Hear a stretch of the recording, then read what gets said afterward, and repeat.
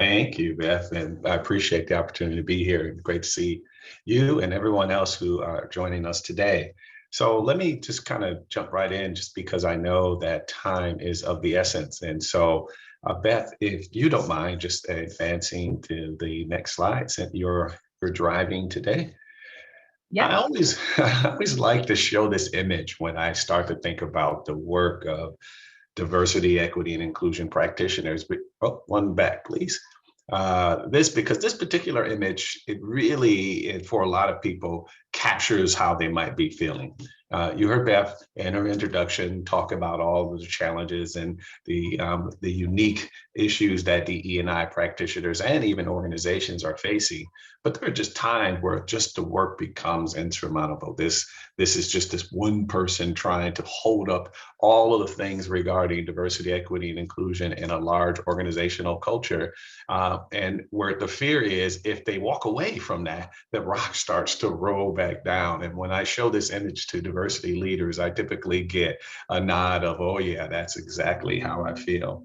So over the last summer or so, I've had a chance to engage with a number of D&I leaders. Some are new to the space, some have been in the space a long time. But we try to focus on or try to understand what are the issues that D&I leaders are facing right now. And so, Beth, please, one of the things are there are so many issues. And these issues range from, 6 to 12 very important things. But what we started to have this conversation about is what is it that's keeping you up at night as a diversity leader? And these six things were present along with other things, which you'll see in a moment. But these six were the ones that were kind of bubbling up to the top. The first one is this: how are we going to accomplish these DE&I commitments? Over the last 18 months, a number of organizations have made significant commitments regarding their work and efforts around diversity, equity, and inclusion. And some of them had great leaders in place who were in charge of diversity and inclusion. Others started to tap new leaders on the shoulder to say, help us deliver on these commitments. But one thing that we know is that the commitments were meant to be challenging and meant to stretch organizations and cultures to become better. And then you place it on one person and you say, all right, deliver on this. And now this individual is thinking about how are they positioned to be successful on these commitments? Do they have the right staff? Do they have the right resources? Do they have leadership alignment? There are a lot of leaders who are gung-ho and really driving and pushing some efforts. And then there are some leaders who are kind of waiting to see how the things are unfold, or not very clear about what's expected of them in order for their organization to lead significantly in this space of diversity, equity, and inclusion. We also know that employee expectations have changed. We're starting to see a large number of employees who are expecting their organization to become what some would call more active, some might call it political, whatever the words whatever the words that you want to use to capture the sentiment. Employees expect their organizations to take a position on the subject of diversity, equity, and inclusion. And many employees are making decisions about, are they in the right company, or should I join a particular company based on that organization's commitment to this space? How are they showing it and illustrating this every day? Then there is this need to respond to these large social events. Some of them are more domestic in terms of US, some are more global in terms of what's happening across the world, where we have world conflicts and different perspectives. What employees and what customers are asking is, what is your position, organization? And in the past, we used to be able to say, well, we value all people and everything is great. But now there is this need to be able to demonstrate how that happens, what exactly are you doing, and what we can expect from you now and to the near future in terms of diversity, equity, and inclusion. So when leaders who lead diversity have been thinking about this, they're saying all of these things are happening right now, and some we can predict and some we cannot. But these are some of the important things that are keeping me up at night and things that I begin to think about. Next slide, Beth. Not only that, Then there are the things that are really at the forefront of everybody's mind too. So there's the impact of COVID and what that means for us working and having different organizational engagement philosophies and people leaving work or not able to be at work for various reasons. There are this thing about hiring representation goals. A lot of organizations make significant commitments to, we're going to change the way our organization looks in the next 12 months, when they don't have open spaces or open hiring, or these things become challenging. So leaders are trying to figure out, how do we make sure that we meet representation goals, and what do we need to do to be successful? Senior leadership pipeline. We find that there are a lot of individuals leaving the workplace. We know as a result of COVID and some other things that there have been significant number of high level or high performing women who have changed or left the workplace, which has left our leadership pipeline, our leadership bench thin. And so now we are starting to think about, what are those things that we can do to not only keep, but identify and ensure that we have diverse talent going into the future from the leadership perspective. And there is this baseline of talent. How do we make sure that we have a great talent pipeline of just individuals who are coming into the workplace? We're losing a rotation of talent. People are deciding not to enter the workforce. And so many organizations have been challenged with talent for the last 10 years. But with COVID and all of the other things, it has made it significantly more challenging to ensure that we have a great diversity pipeline of talent who can enter the workforce.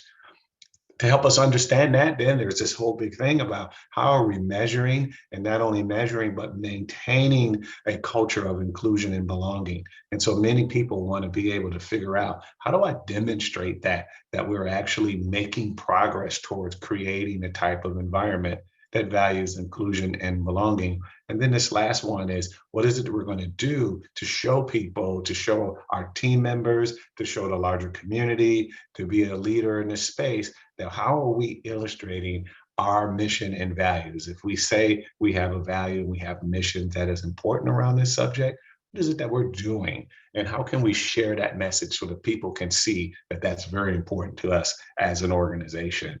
So those challenges, along with the previous page of challenges, are these things that diversity leaders have been wrestling with and looking for new and fun ways, or maybe more innovative ways to solve for those. On the next slide, what I tried to do is just capture some of the thoughts that these leaders are doing, and how are they responding in very creative ways, and ways in which we need to think about. So if you look at the first one, this whole notion of, what is it that we're doing to expand the concept of, this is the way that we do things culture.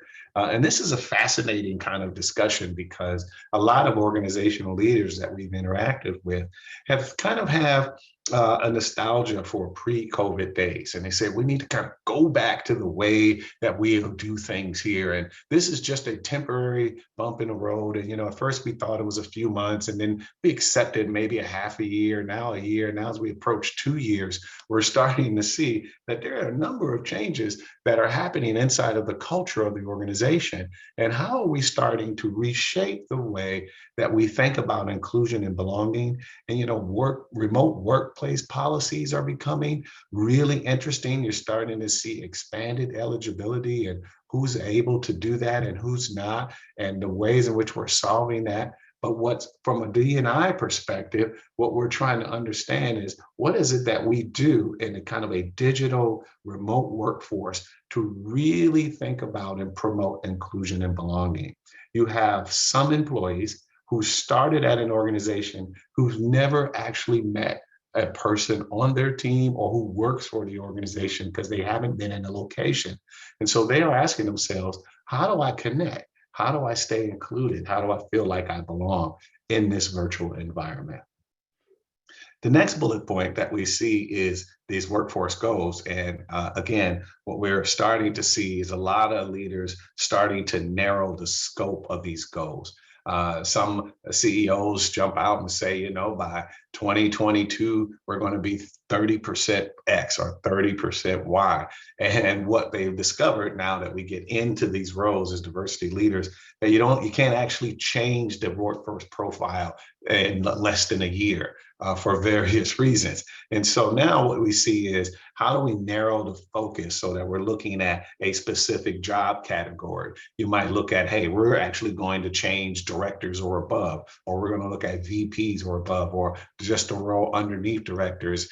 Maybe you have a manager or senior manager. But those types of decisions make it easier for organizations and diversity leaders to have an impact and to be able to expand or show that they're making progress towards overall diversity.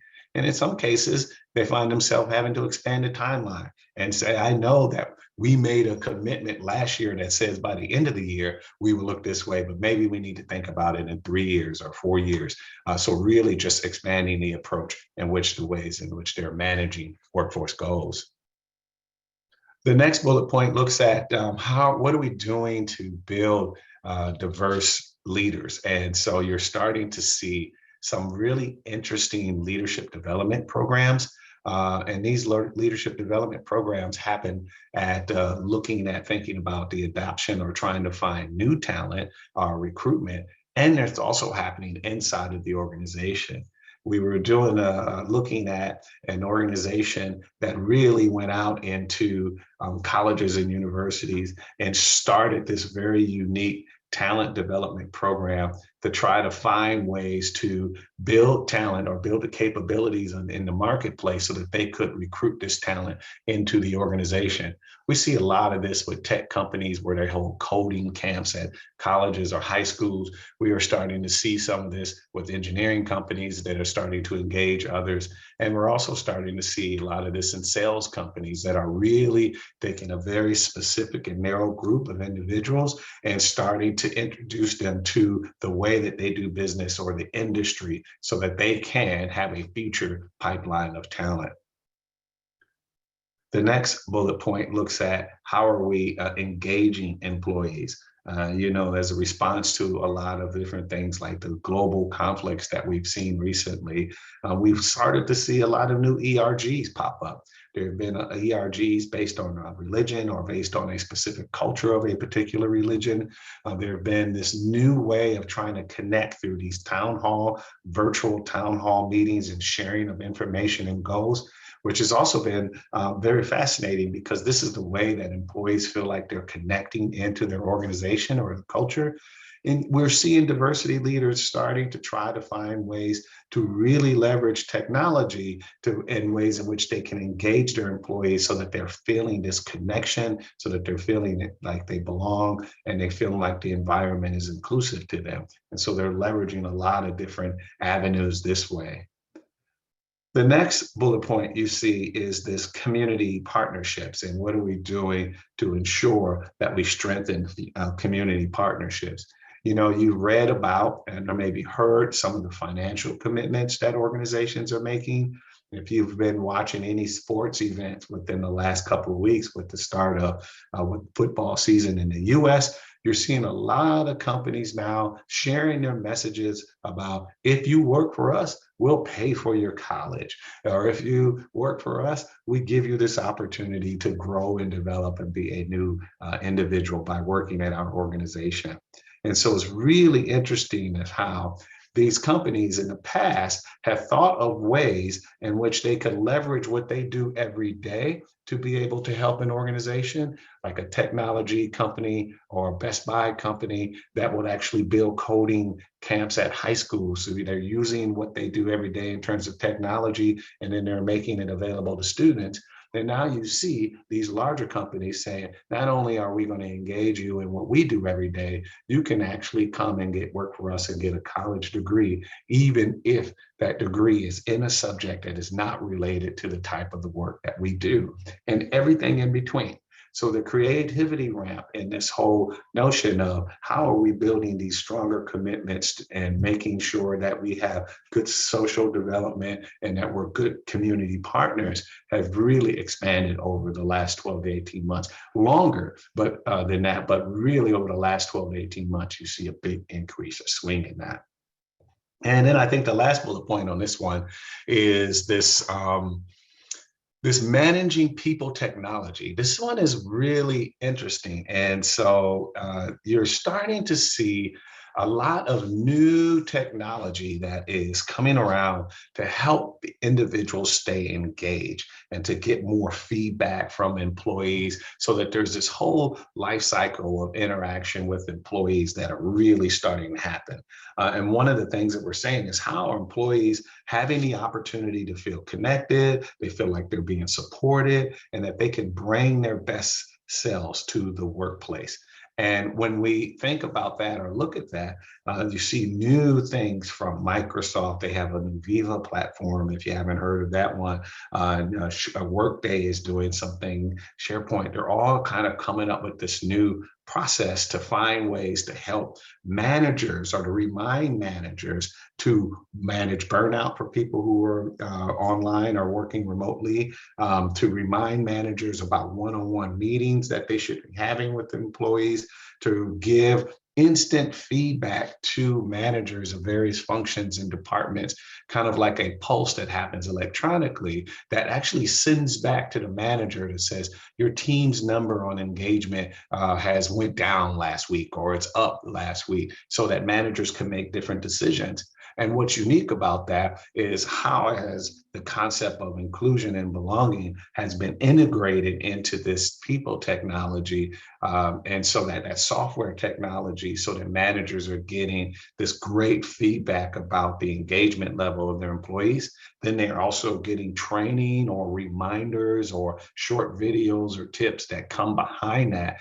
to say, hey, these are the things that you should be thinking about if you want to increase engagement around belonging, or these are the things that you should be thinking about if you want to create the engagement around feedback. What's fascinating though is this technology is roping all of these things together. So it's giving employees an opportunity to give feedback. It's giving managers real-time data on what's happening with their employees. It is a process for employees to create their own profile on a way to link into the organization, connect to employee resource groups, get additional diversity training, get short video or tidbits that can help them be more effective. And so this whole way of connecting with people through this technology, this people technology, has also become a very interesting and unique perspective.